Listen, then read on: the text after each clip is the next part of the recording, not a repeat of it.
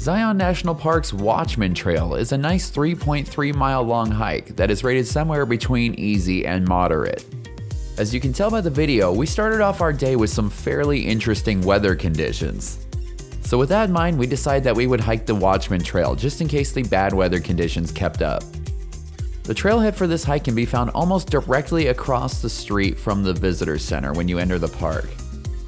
Even though this trail does have around 456 feet of elevation gain, the trail never seemed like it got too steep, and it was also nice and wide, so it was good for conditions like these. The hike starts off nice, flat, and to the peaceful sounds of the North Fork of the Virgin River. After crossing over the bridge, there are several small side trails that will take you down to picturesque views of the water with the mountains in the background. The spot is really relaxing. There's actually a campground just on the other side of the river. We would definitely love to stay there sometime and get to enjoy the sound of the water at night. After hopping back up onto the main trail, we had just a little bit more of the flat trail to enjoy before it was time to get to work on that elevation. And it begins right here after you cross the road. As I said before, this trail does not get super steep, but it is steep enough to get you breathing just a little bit on the heavy side. Luckily, the elevation doesn't kick in all at once, and it gives you a small chance to acclimate before getting to the steeper parts. One great thing about the Watchman Trail is that it is really well defined. So if you're just getting started on your hiking journey, this might be a great place to start because it would be pretty difficult to get lost on this trail. As we crossed through this wash, we came to the start of the steeper section of the climb. You might need to take some breaks here, and there is no shame in that because I know we did. The good thing about the breaks that you're most likely going to be taking is that it will give you a chance to take in the views of Bridge Mountain. Fun fact, Bridge Mountain was originally named Crawford Mountain after the Crawford family, who were some early Mormon settlers in the canyon. It was changed to Bridge Mountain in 1934 when a natural bridge was discovered on the side of it.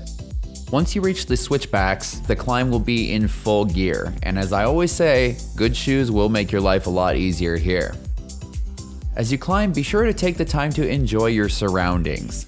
The views here are really beautiful, but if for some reason you're just too focused on trying to catch your breath, don't worry because this is an out and back trail, so you'll be getting to enjoy the view on the way back down as well. Luckily for us, the snow had stopped quite a while ago and there wasn't any ice on the trail. There was just a tiny bit of mud here and there that made things a little bit slippery, but if it was icy, it would be a whole lot trickier. After the switchbacks are over, you'll be happy to know that the trail is going to get much easier. There is still a tiny bit of climbing left to be done, but it's nowhere near as steep as what you've just been through. The trail eventually curves off to the right, and that's when V noticed something. She found herself a perfect little V-sized vacation home. It was a fun little spot and a cool photo op, but soon we were back on our way. At this point in the trail, you will be hiking away from Bridge Mountain, and now you'll be facing towards your destination, which is the Watchman Overlook. The trail will be almost completely flat at this point, and the only challenge that we had to come up against was that it was a little bit muddy and slippery. If you look down and to the right, you're going to get nice views of the hill and the switchbacks that you just climbed up, and on the left, you're going to start to get awesome views of the Watchman. We are quickly approaching the end of this portion of the trail, and if you've made it here, congratulations. But if you want some extra credit, a little more of a workout, and some even better views, you can do the additional loop trail. This adds about 3/10 of a mile to your hike, and I think it's worth it. On our way to do the additional loop, we spotted this cute little western scrub jay. It definitely made for a nice addition to the hike. And here we have the loop. It starts off with a nice relaxing downhill, which unfortunately means you will be climbing up a little bit towards the end, but the climb back up is just a short section of stairs and it shouldn't be any big problem.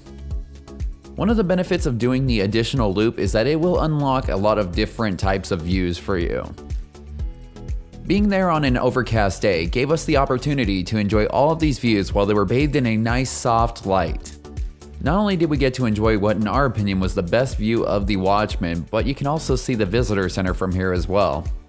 It's kind of cool because you can almost see the entire hike that you made from this point. As short and for the most part simple as this hike is, if you're going to attempt it in the summertime, you want to make sure you bring plenty of water and get an early start. There is hardly any shade on this trail, and in the summertime it can get over 100 degrees here. I think that's one of the only downsides to hikes that are this accessible and close to civilization. Even though you can practically see your car from several sections of this hike, you're still a couple of miles from help. And if you get dehydrated up here, you could be in trouble. At this point in the hike, we are back at the stairs that will take us right up to the main trail again. I would say that you're pretty much home free at this point, but don't let your guard down. One thing that this trail has no shortage of is rocks that stick up out of the ground just far enough to grab your toe as you walk by. And when you mix that with these sometimes slippery conditions, it can give you just a little bit of excitement on the way back down to the car. It's nowhere near the excitement of a hike like our beloved Angel's Landing, which if you haven't seen that video, you can click in the upper corner right now, but it's just enough to keep you on your toes. And one more little note that we always like to put in our videos is that I'm sure you guys are legends about keeping the outdoors clean, but please be sure to practice leave no trace principles out here. Every once in a while when we are hiking, we'll see trash on the trail, and we really hope that it just fell out of someone's bag on accident, but we always do our best to pick it up and leave the area looking just a little bit better than we found it. If we all do our part, we can leave epic spots like this looking amazing for generations to come. After you reach the bottom of the switchbacks, which are way easier to go down rather than up, you are pretty much home free. This hike should only take about 2 hours to do, so if you're like us and you like to hit several things in one day, this is perfect. We ended up also hitting Lower Pine Creek Falls and Cascade Falls in the same day. We'll have the video for Cascade Falls out in a couple weeks, so stay tuned for that. And that's going to do it for today's video. If you enjoy our adventures, be sure to like, comment, and subscribe because those are the best things that you can do to support this channel. Check us out on Instagram at @thatadventurelife_official. And for all the information about the Watchman, as well as other awesome things to do in Zion, head on over to thatadventurelife.com.